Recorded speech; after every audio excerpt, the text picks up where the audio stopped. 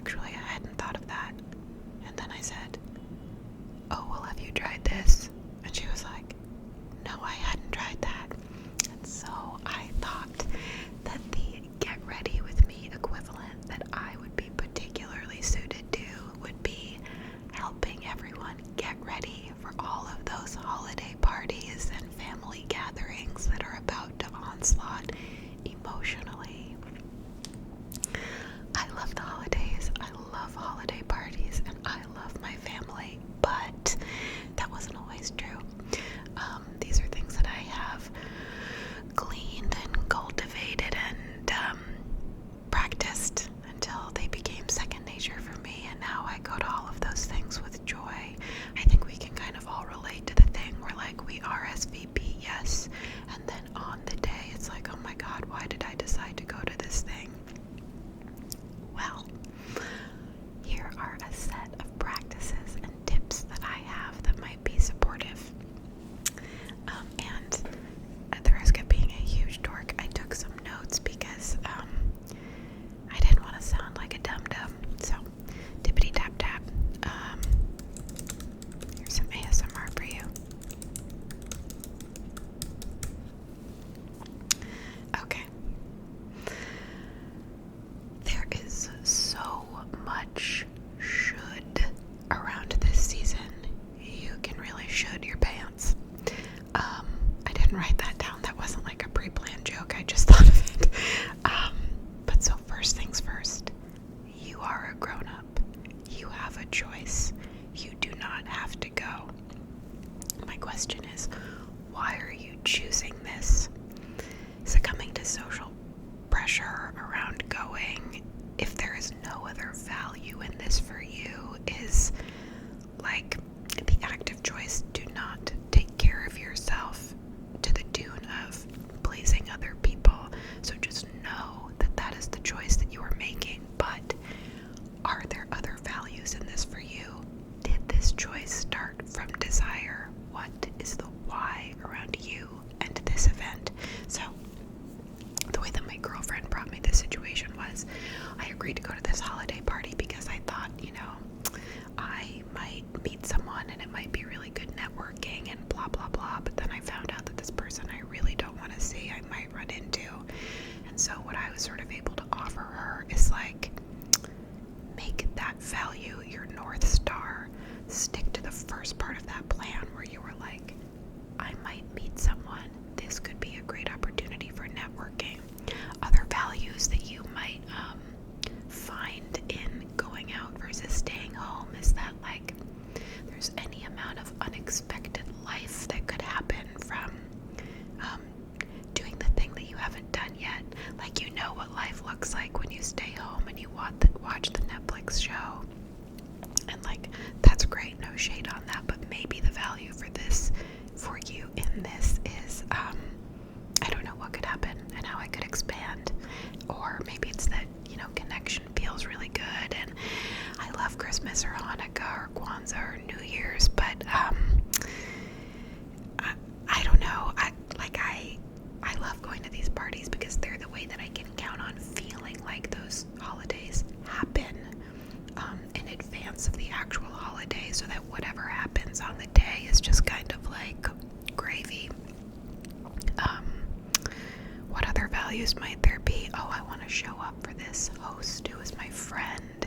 It's important to me to for them to know that they are loved. I know that this is a thing that they would do for me, and I would really value that. Or maybe it's, I want to flirt.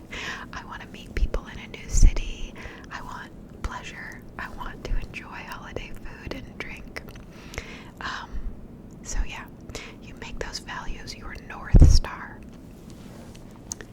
However, it is also possible to accept that as a part of an overarching yes around agreeing to go to this, that there might be shades and flavors of no. That doesn't make the commitment a no, it just means there are shades and flavors. So you just get to take care of the parts that are a no and line those parts up sweetly with your values. So what I like to do is get clear on like what would make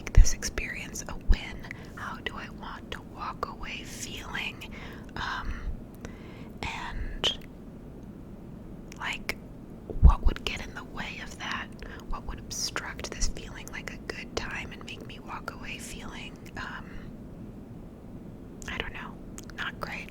So for me, like, a win might be, I really want to have a connected conversation.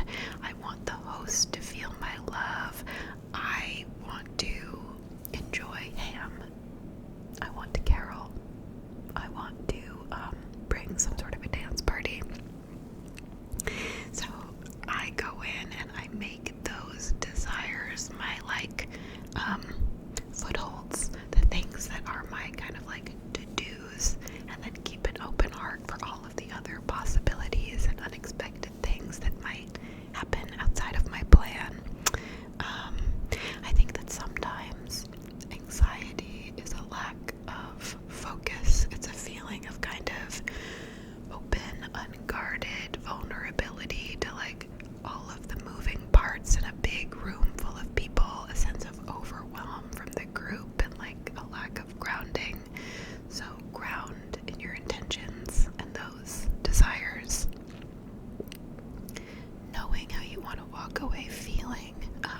Some of those words might be connected, uplifted, nourished.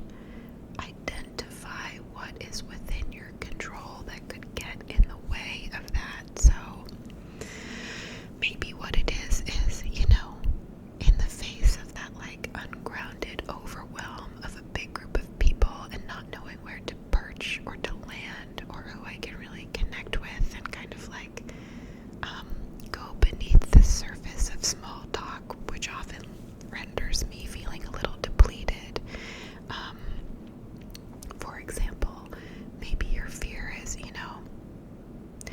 what I don't want is to feel hungover tomorrow. What I don't want is to feel like I've gone overboard with foods that make me feel like foggy, not my best, sick. And so, do you need to create a boundary with those things and say, you know what, I'm going to this party and the boundary is I'm not going to drink, or the boundary is I'm going to enjoy everything that I want, but I know that when I get into the ring with the dessert table, I often walk away feeling like I've lost. So that's the boundary I'm holding. I'm not prescribing this. I'm saying you know what it is that makes you feel better and worse. Maybe there's even like wisdom, though, to the soft surrender to pleasure that can be welcomed rather than feared. Just putting that out there. But if it's like a really tricky thing for you, you might even bookend the experience with someone who you trust and who understands the scenario and these triggers, and you can say, hey, I'm gonna call you afterwards, and I'm gonna like hold the commitment that I'm only having one glass of eggnog, or I really don't know what it is for you, but you do. So think about the things that would take a good experience and make it feel bad, and build in the support that you need around that so that you can show up not restrictive but available for the experience you want to have. Now, that's if the obstacles are substances that you might use to ground and to comfort in the face of some kind of trigger or anxiety. If that thing, like as the case with my friend, is a person that she was afraid of seeing, as it so often is for so many of us, an ex, an old friend, a coworker, a family member, here are some practices for that. Is it possible for you to see the best in that person? Like, if it's if it's someone who challenges you. I know this sounds radical and maybe unavailable, but is it possible for you to imagine them in a context that has nothing to do with you and this rupture that you've had, or this like unresolved charge that you have between you? Is it possible for you to get into your heart and actually do the opposite? Pray for this person that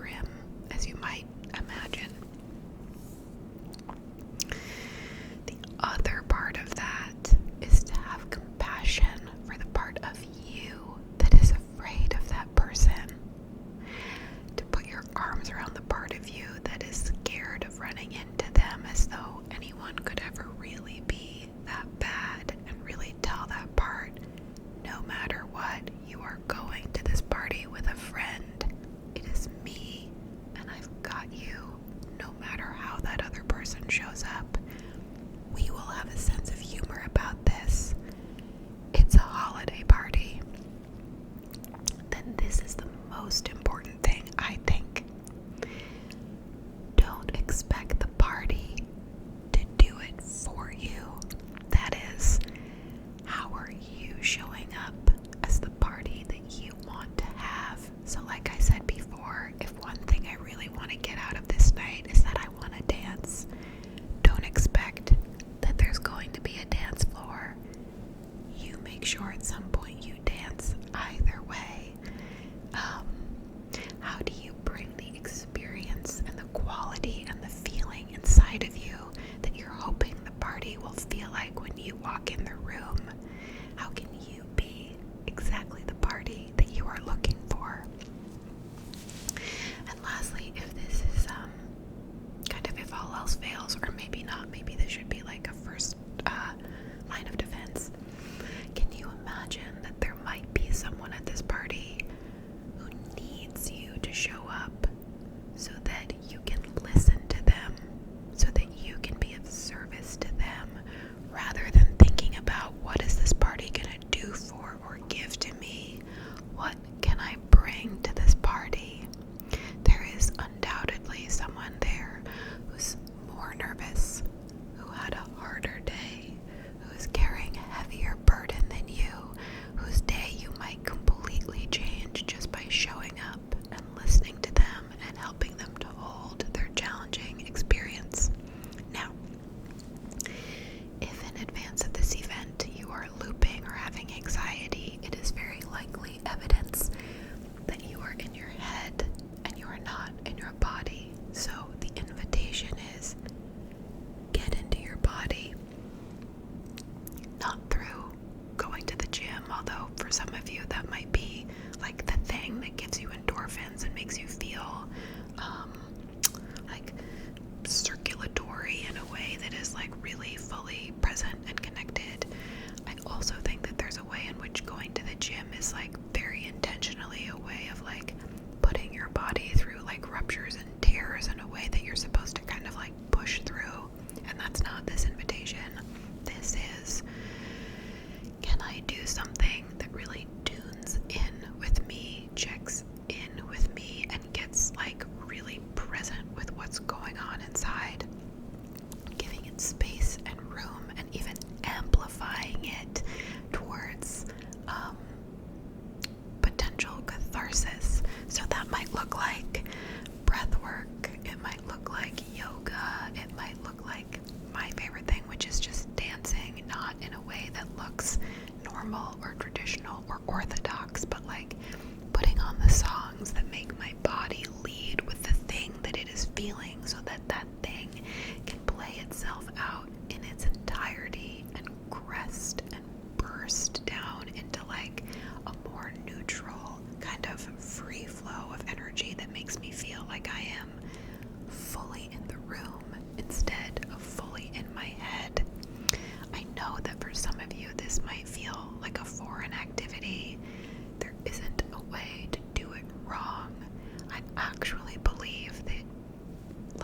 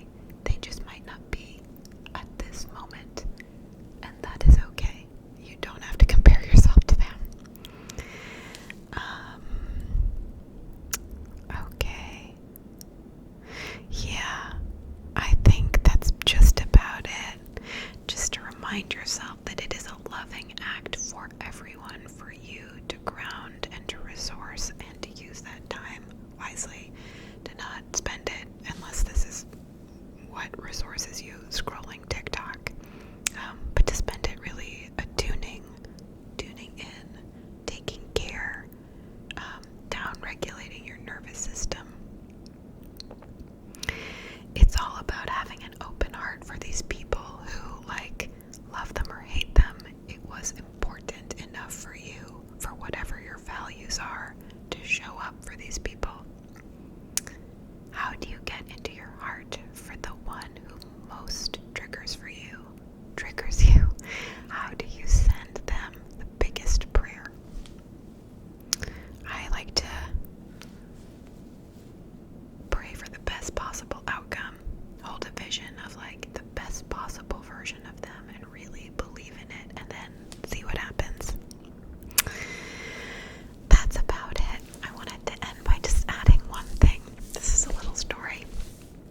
You're probably asleep by now, but if you're not, here's a little extra story time.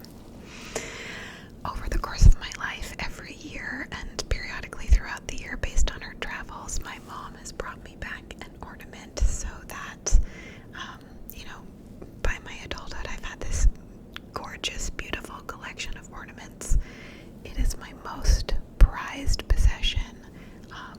It has always been this thing that, morbidly I've thought about and been like, when my mom passes away, I will always have this box that like feels like her love, and that I will be able to kind of like point to and feel her present with me no matter where she is. I don't have any other family heirlooms. This is like the most cherished thing that I have.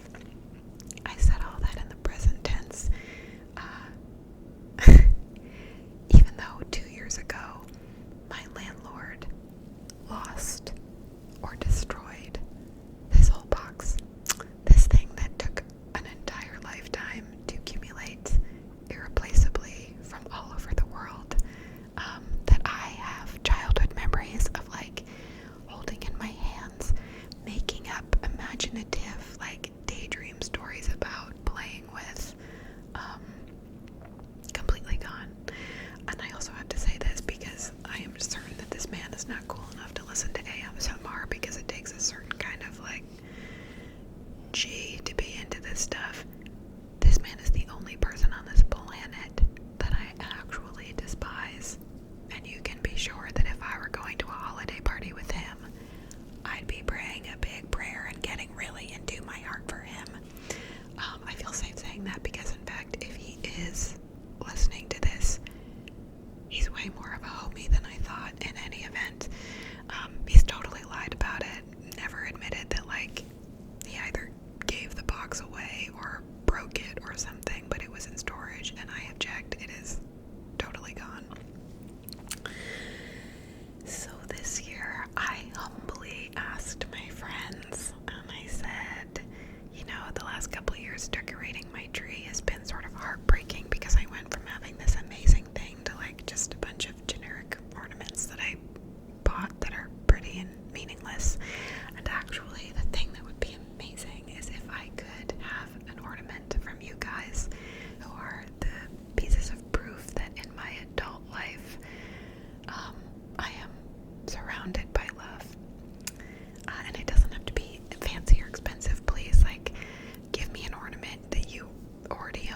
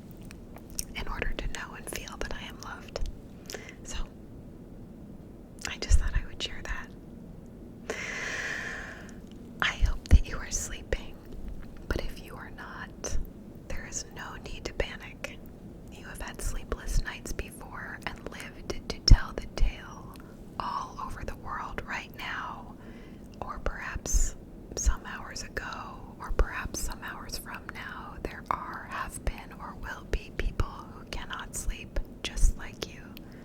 You are not alone.